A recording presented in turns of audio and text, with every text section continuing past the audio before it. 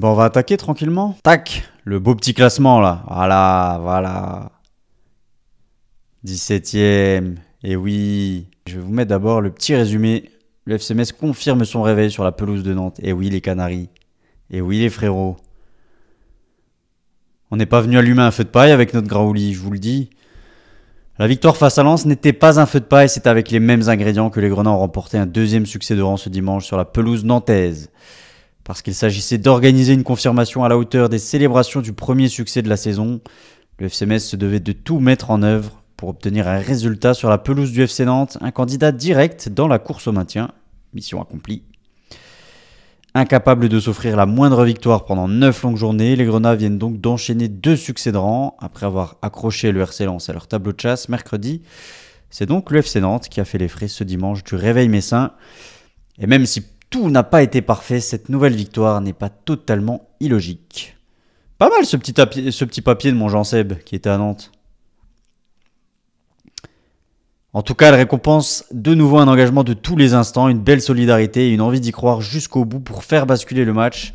Et donc une partie de son destin, ce mélange d'ingrédients permet ce lundi matin au promu messin de quitter la zone rouge et de réduire l'écart sur les équipes devant lui, et notamment le barragiste Lorientais et le FC Nantes, premier non relégable, qui pointe désormais à seulement un point. C'est vrai que ça se resserre au niveau du classement. Au-delà d'avoir gagné une place, mathématiquement, on se rapproche. Si une joie légitime s'est diffusée dans le vestiaire messin ce dimanche en début de soirée, les Messins qui n'avaient pas chanté après le succès face à Lens se sont cette fois lâchés à la Beaujoire. Pas évident à dire ça. Un chasseur sachant chasser, je vais pas la faire. Je vais pas m'y risquer, vain Dieu. Il n'est pas question pour autant de céder à l'euphorie. On est heureux évidemment, notre mérite c'est de continuer à y croire, mais ce n'est évidemment pas une fin en soi. Tempère ainsi Jesse Deminguet, tu m'étonnes, parce qu'on a, je vous le rappelle, seulement 8 points, donc faut pas non plus faire trop les cadors. Hein. Il y a 3 jours on était dernier avec 2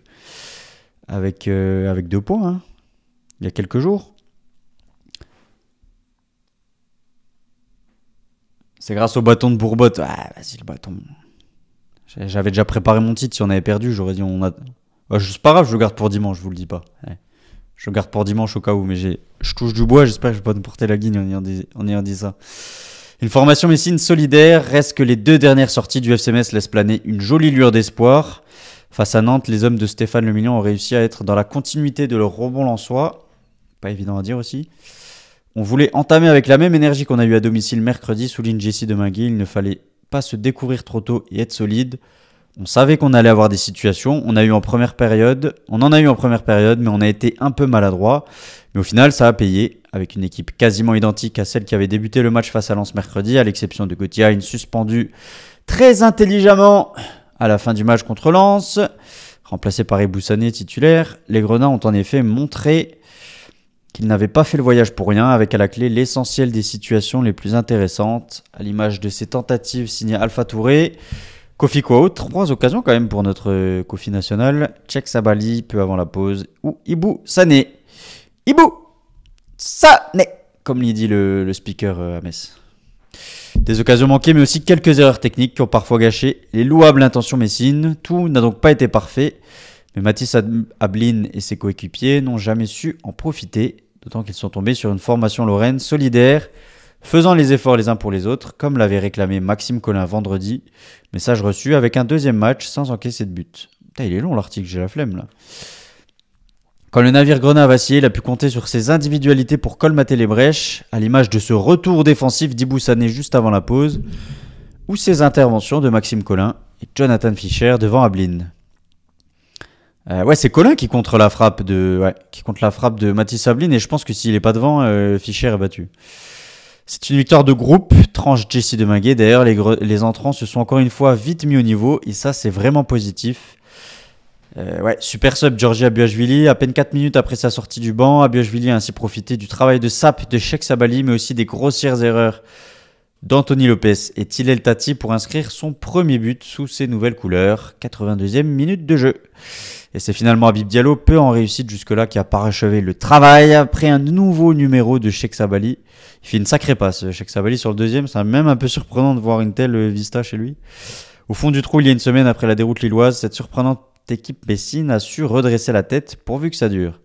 C'est clair qu'on les attendait, mais pas du tout là. pas du tout. Pas du tout à ce niveau. Après en avoir pris 10 en 2 matchs, je pense qu'on les voyait tous pas si pieds sous terre parce que ça reste que du foot.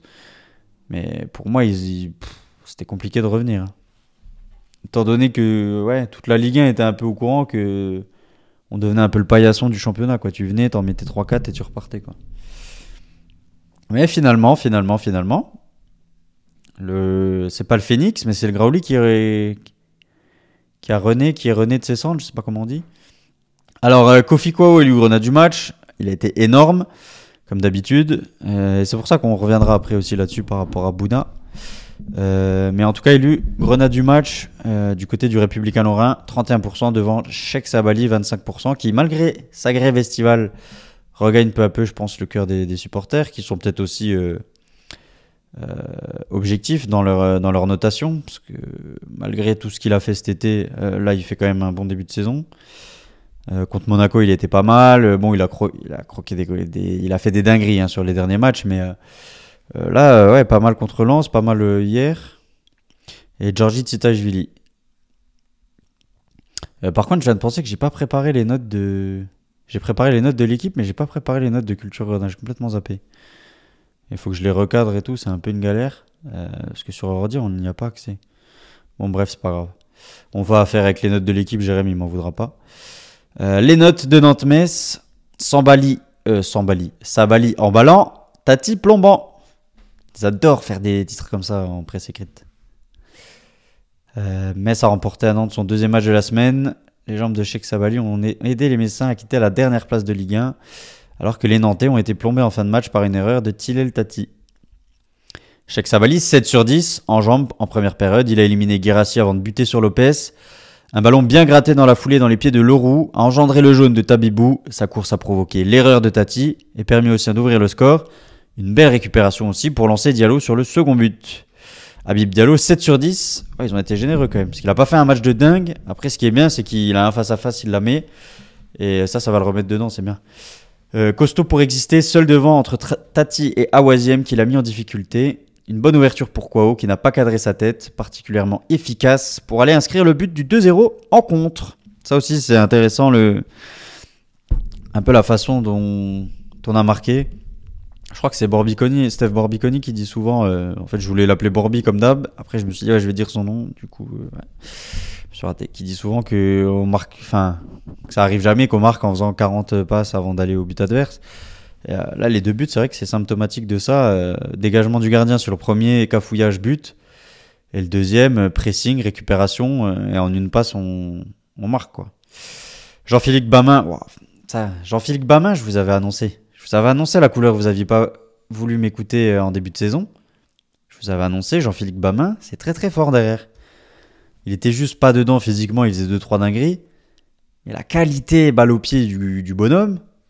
On jouait quasiment un 8 en def central, je sais pas si vous vous rendez compte. Franchement, techniquement, il est trop à l'aise, il est trop serein, il a même une élégance quand il joue. Ouais, oui, je parle bien de Gbamin, mouillez-vous la nuque. Vraiment, moi je kiffe. Très costaud pour son retour à la Beaujoire, lui l'ancien Nantais, effectivement 15 matchs avec Nantes. Rarement pris à défaut, hormis une fois par El Arabi en première période, du reste de l'assurance balle au pied. Je connais le ballon. À l'image d'une belle ouverture vers Sabali. En fait, c'est ça qui est bien, c'est que dans les petits espaces, dans le jeu court, il apporte. Et il apporte aussi quand on a besoin de verticalité et d'aller chercher des transversales. Donc ça, c'est bien. Donc là, on voit les notes. Gaël Angoula au sifflet, 6 sur 10.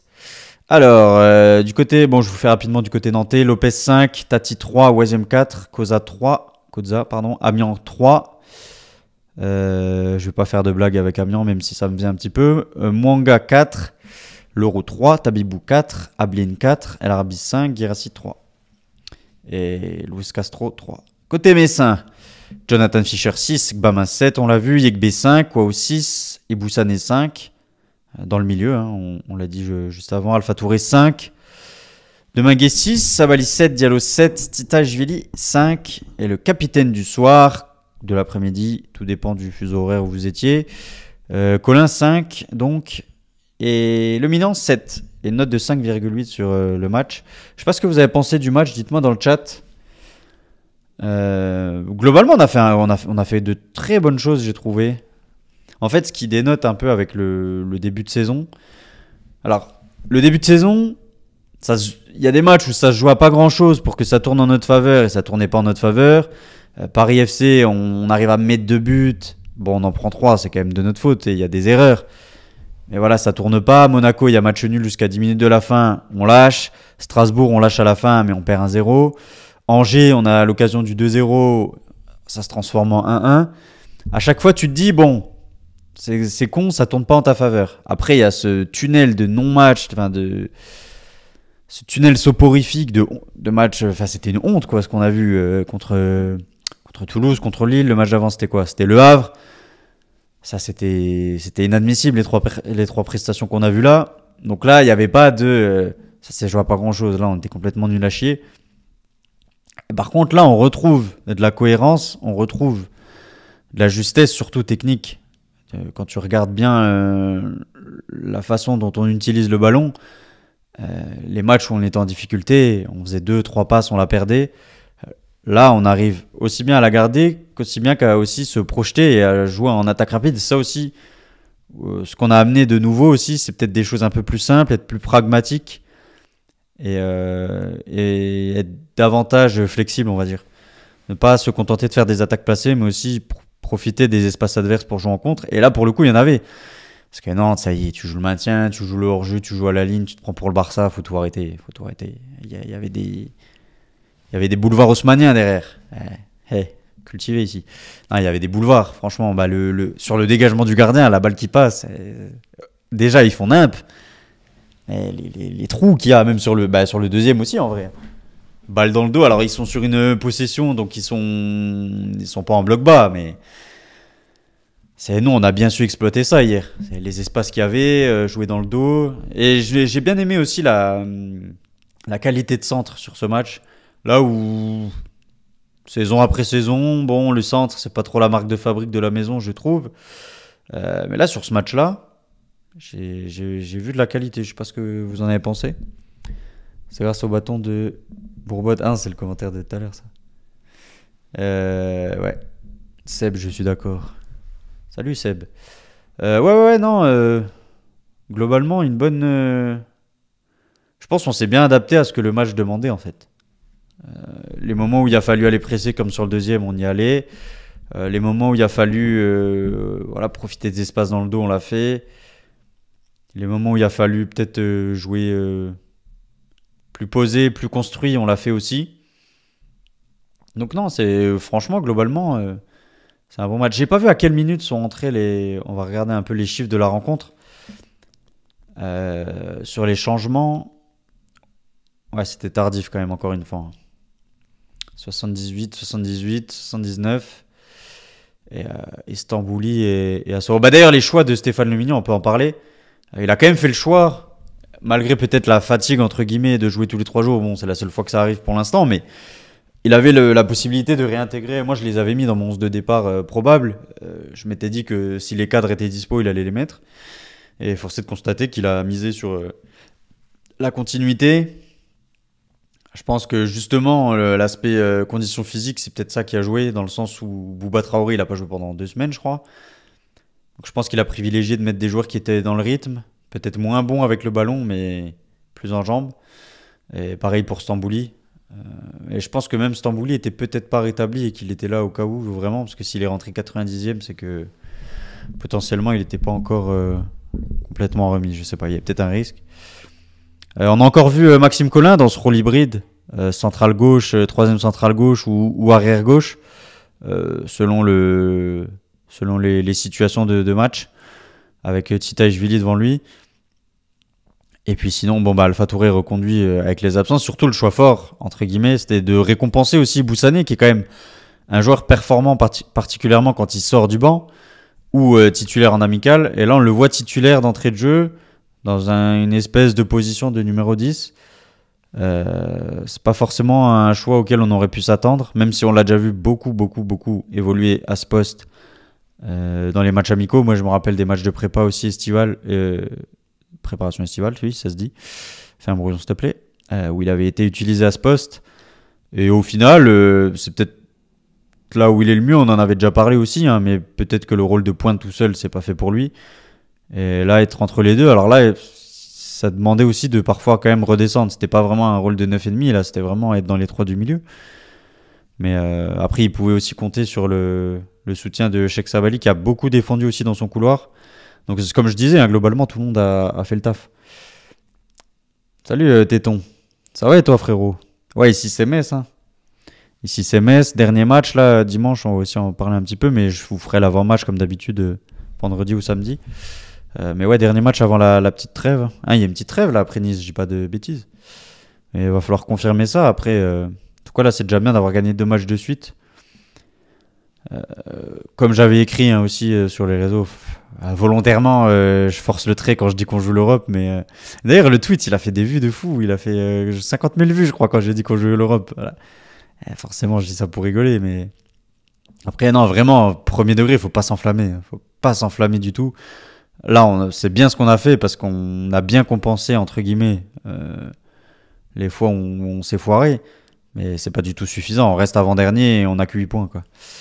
Sur les chiffres, du coup, parce qu'à la base, je voulais vous montrer les chiffres. Alors, peut-être avant aussi, je sais pas si c'est ici. Ouais, position moyenne sur le terrain. Ouais, Titashvili est plus haut que Diallo. Voilà, dinguerie. Mais on voit quand même que globalement, c'est quand même un 4-3-3, quoi. Voire même un 4-2-4. Hein. Bah après, ça c'est normal, c'est Boussané qui était dans le milieu. Voilà pour la position moyenne. C'est quoi ce que je voulais montrer? Ah non, oui, bah les chiffres, du coup, les stats. Tiens, d'ailleurs, une petite pensée pour Alexis Mirbach. Bon, il est pas dans le groupe forcément, mais après son petit accident de voiture, mais bon, a priori, tout va bien. Qui a signé pro donc du côté du FC Nantes. Et vous le voyez aussi, notre cher ami Fabien 111, qui n'a pas joué une minute contre nous, comme c'est con. Alors, statistiques.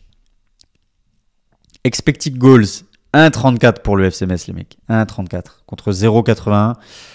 Nantes, vraiment, c'est... Je vais pas être méchant, hein, mais c'est peut-être l'équipe qui m'a le moins impressionné face à qui le FC Metz a joué cette saison. Je sais pas ce que vous en pensez dans le chat. C'était pas incroyable. 16 tirs à 14 quand même, malgré tout. 5 arrêts du gardien à 4. 5 corners pour le FC Metz. 336 passes à 363. J'ai l'impression que dans les passes aussi, là, cette stat-là, je pense qu'elle peut montrer aussi le fait qu'on a peut-être eu un jeu plus direct où d'habitude on multiplie un petit peu les transmissions et on dédouble les passes. Et de toute façon, on le voit avec la possession, 48%. Bon, là, c'est 50-50, quoi, ça se joue à rien, mais je pense qu'il y a des matchs où on peut avoir plus 60% que 50%. Et là, vraiment, on a eu un jeu plus direct, je pense. Donc, voilà pour les stats. Là, je vous mets d'autres stats pour ceux qui parlent anglais. Mais, ouais, duel remporté.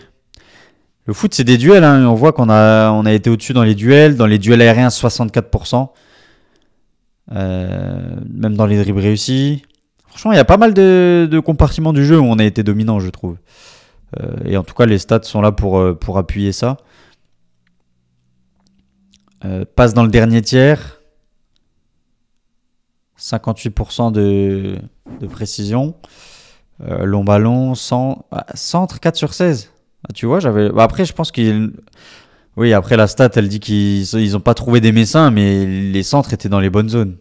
Tu vois, ça partait pas dans les travées de la Beaujoire. Je crois qu'il y avait quelques stats aussi du répu. Elles sont ici, il me semble. Non, grenade du match, c'est ici.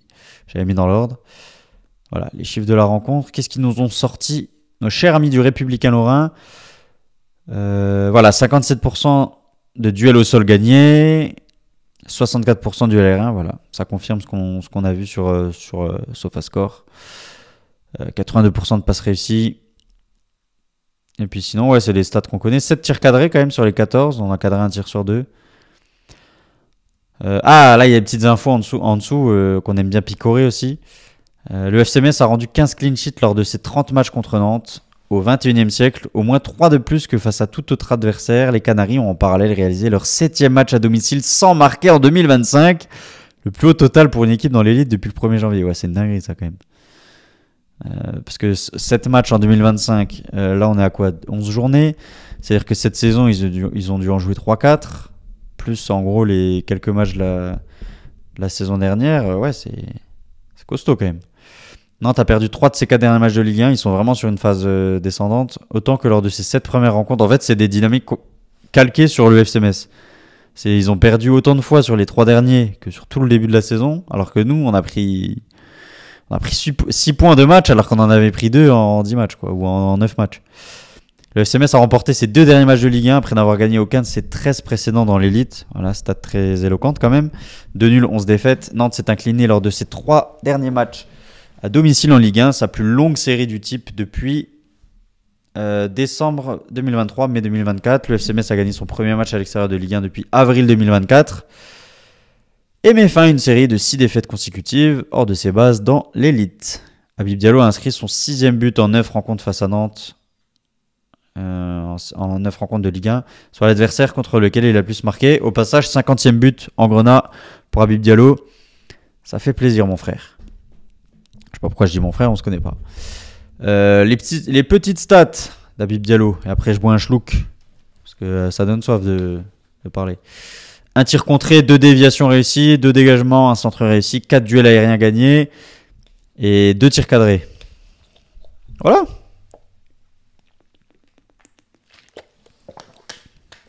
Et un but évidemment qui va le mettre bien. Ça, le but là, je pense qu'il peut lui faire du bien pour la suite, hein, vraiment. Les attaquants, ça marche à la confiance. On le sait. Petite réaction. Alors j'ai trouvé la conf du coach. Je sais pas si vous voulez qu'on se la mette ou si vous préférez qu'on se mette juste la version papier. Je sais pas. Ouais, allez, on va s'écouter ça. C'est moi qui décide. C'est mon live. Je fais ce que je veux. Ah merde, il y a les petites pubs. Bah désolé. Hein. Ah, peut-être je peux vous couper le son pendant la pub. Tac, voilà. Non, sinon dites-moi ce que vous avez pensé du match dans le chat. Moi vraiment j'ai vraiment trouvé que c'était cohérent ce qu'on avait fait. Et surtout le fait de battre un concurrent direct au maintien cette fois, parce quand on voit ce qu'on a fait contre le Havre, contre Angers. Là, franchement, si les équipes comme Nantes, on arrive à faire ce qu'on veut mettre en place et à faire ces matchs-là, tu vois, quand on va jouer au CER, si on arrive pareil à faire en sorte de gagner même 1-0, 2-1, tu vois. Et puis derrière, si tu arrives à accrocher des matchs comme Nice, si tu arrives à accrocher un point là, je pense que ça, tout n'est pas. De toute façon, on n'était pas décroché comptablement, c'était psychologiquement qu'on était, je pense, à la rue.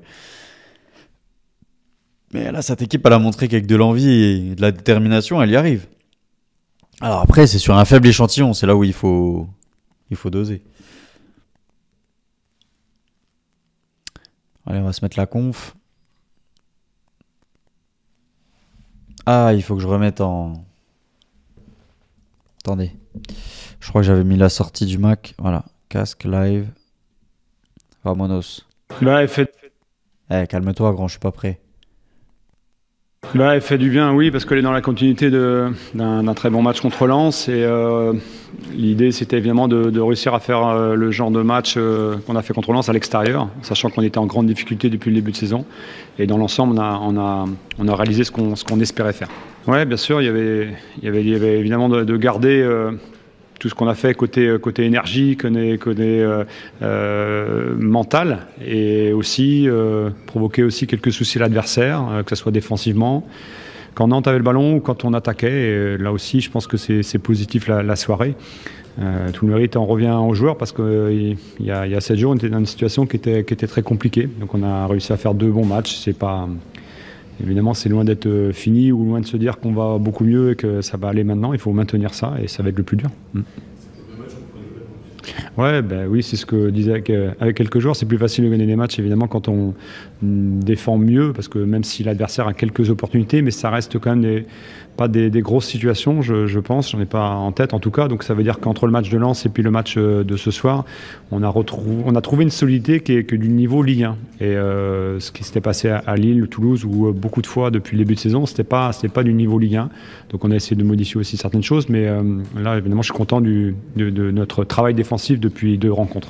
Ouais, c'est sûr que déjà on avait souligné l'importance des remplaçants contre Lens qui avaient été déterminants. Je pense notamment à Ibou, à Bouachvili qui avait été aussi déterminant sur la passe qui amène le penalty. Et là, on avait cet espoir-là. Tous les entraîneurs ont espoir, mais le troisième match en 7 jours, on sait qu'au niveau énergie, il y allait y avoir de la rotation à faire en cours de match et les joueurs qui devaient rentrer devaient porter. Alors là, sur le coup, c'est Abajuli qui est décisif, donc c'est bien. Évidemment, c'est un attaquant, il y a des attaquants qui rentrent essentiellement, mais ça veut dire quand même quelque chose au niveau du groupe. Ça, c'est très positif. Plein de choses, hein. Il y a une prise de conscience de tout le monde, les joueurs les premiers, parce que... J'ai l'impression quand même que Abajvili, il est... ça y est, hein, il est définitivement passé devant Bokele et les autres, hein, dans la hiérarchie devant. Sachant qu'il a déjà été même titularisé. Mais là, je pense que... Et en plus, là, il rentre, il marque. Je pense que lui, il a marqué des points. Mais un truc qui est intéressant aussi dans ceux qui sont rentrés, c'est le fait de, petit à petit, je pense, incorporer Joël Asoro. Parce que des matchs comme ça, où tu peux aller profiter de la profondeur, des espaces, etc., c'est quand même un joueur plutôt rapide. Si on arrive à lui remettre la tête à l'endroit et à le remettre complètement dans le coup, ça peut être pas mal, je pense. Avec Diallo, peut-être qu'il va user les défenses adverses, etc. Et ensuite faire rentrer un profil un peu différent. Alors après, il y aura le cas Maggio aussi, dont il faudra, je pense, se poser la question, parce que voilà, il n'était pas là, il était avec les jeunes des U17 de l'Angleterre. Mais qu'est-ce qu'on fait maintenant qu'on a par la force des choses mis titulaire en début de saison? Je pense que... Je sais pas. Après, il a que 16 ans, il a rien fait en pro, donc faut pas lui mettre un statut qu'il n'a pas pour l'instant. Mais on sait aussi les enjeux économiques. Alors est-ce que Maggio, il va peut-être plutôt repartir avec la réserve? Je sais pas. Mais en tout cas, pour un peu réagir aussi à ce que vient de dire Stéphane Minan, c'est vrai que gagner à l'extérieur, déjà gagner tout court, ça fait déjà du bien. Mais c'est vrai qu'à l'extérieur, on avait beaucoup de mal sur le début de saison. Et là, ça aussi, c'est bien. Après, sur le côté énergie, je pense que pour les joueurs, c'est plus facile de faire les efforts quand tu gagnes des matchs déjà. Le fait d'avoir gagné à Lens, ça a aussi donné un petit coup de boost pour aller gagner à Nantes. Et puis effectivement, la solidité retrouvée, je pense que de toute façon, c'est ces choix aussi qui ont été payants. On n'a jamais pu aligner 2 fois la même équipe parce que les absences, parce que ça fonctionnait pas, parce que voilà, blessés, suspendus, etc. Là, le fait d'avoir pu reconduire les mêmes joueurs à peu de choses près, à part Gauthier, ça aide aussi, je pense, beaucoup. On écoute la fin et puis après on se lit l'interview de la petite réaction de Minguet peut-être. Et puis après on parle aussi de Bouna Sarr évidemment. Parce qu'on est affecté après ce qui s'est passé récemment. Voilà, on se demandait où c'est qu'on allait aller dans ce championnat. Est-ce qu'on était capable de gagner un match? Est-ce qu'on était amené à prendre beaucoup de buts parce qu'on jouait Lens, qui était une grosse équipe, avant de jouer ici? Voilà, il y a plein de questions, je pense, dans la tête de tout le club, hein, staff compris. Le fait de gagner aussi, c'est le premier match contre Lens. Il y a eu un petit déclic au niveau, voilà, ça a quand même soulagé de ne pas faire une saison hyper compliquée en gagnant pas un match. Bon, on a réussi à enchaîner, c'est parfait, c'est vraiment une belle semaine pour nous. Maintenant, il faut préparer Nice et puis pas retomber évidemment. On savait que au niveau défensif, il y avait sûrement de la place par séquence si on était habile, mais on n'a pas eu beaucoup de situations, donc ils ont bien défendu, mais c'est une défense qui est peut-être moins stable que d'autres zones de jeu. Et forcément, à un moment ou à un autre, il y a eu des ouvertures, mais encore une fois, ils ont eu aussi quelques possibilités pour marquer, notamment sur les phases de contre. On savait qu'ils étaient très habiles. Ils avaient un joueur aussi d'un calibre très très fort ces dernières semaines, qu'on a réussi dans l'ensemble à maîtriser. C'était une clé importante aussi, Ablin, évidemment. On l'a pas trop vu, mais c'est... Voilà.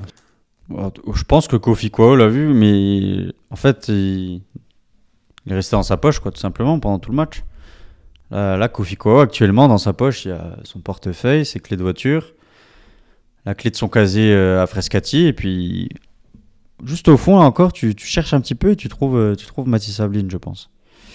Voilà. Des choses évidemment qu'on note, même si dans un match, on ne sait jamais comment ça va tourner. Voilà, on y était, on n'essayait pas de dramatiser. Là, on n'y est pas, mais ça se joue à très peu. Voilà, on ne va pas non plus s'enflammer, mais c'est dans la continuité des deux matchs. Et surtout le contenu des deux matchs, parce que si on arrache des points n'importe comment, encore une fois, vous savez très bien que c'est un discours que j'essaye de maintenir malgré la tempête un petit peu. Et je pense que c'est le contenu qui fait que derrière, on est plus content que de quitter la dernière place.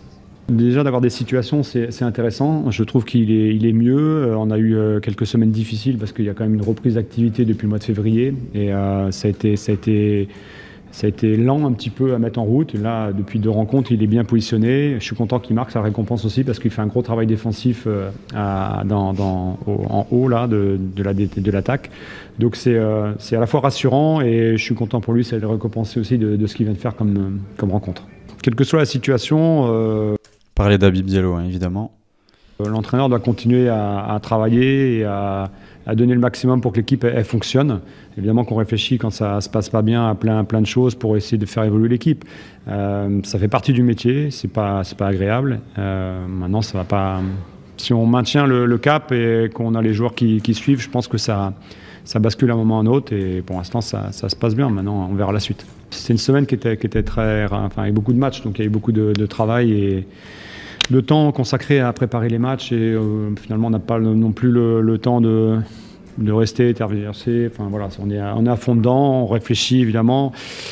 Je pense que le débat qu'on a eu il y a quelques semaines en disant qu'il fallait justement être plus minimaliste dans le jeu, moi j'y crois beaucoup dans le mauvais sens et peut-être que il aura fallu se bagarrer encore un peu plus pour maintenir ça. On a maintenu ça contre Lens et contre Nantes aujourd'hui et je pense que c'est la clé. Il faut de l'investissement, il faut de l'engagement, mais il faut aussi faire des choses dans le jeu et si on ne crée pas ou si on ne provoque pas, on n'ira pas très loin. Même si on a des adversaires qui sont quelquefois supérieurs et il faut accepter évidemment de perdre. Alors là, oui, il a gardé sa philosophie de jeu, mais je peux pas croire que là, il n'y a pas eu quand même certaines modifications. Alors il s'adapte aussi à l'adversaire, mais on voit quand même que c'est quand même plus vertical par séquence, qu'on exploite plus aussi les contres, alors qu'avant, c'était vraiment que du jeu de possession. Il dit qu'il a pas renié ses principes. Je pense qu'il a quand même un peu adapté son discours et sa philosophie. Et c'est pour ça qu'on a eu les résultats aussi. De toute façon, il l'a dit, le déclic. Il y a 2 déclics cette semaine. Le fait d'avoir enfin débloqué cette première victoire. Et là, maintenant, le fait d'être avant-dernier. J'allais dire d'être parti de cette dernière place. Mais ouais, le fait d'être avant-dernier et de ne plus être dernier au classement, ça peut être encore une fois une étape supplémentaire vers vraiment aller chercher ce maintien, quoi. On s'écoute la fin et puis après, c'est fini. Voilà. Alors comme ça. Ouais, non, oui. Il a gardé ses principes, mais je pense que c'est pour moi, en tout cas, de ce que j'ai vu hier, et ça, on le voit, il y a eu moins de dédoublements de passes, etc. Je pense que c'est quand même un petit peu adapté. Mais je pense que la différence, elle s'est surtout faite dans le choix des joueurs et de l'animation.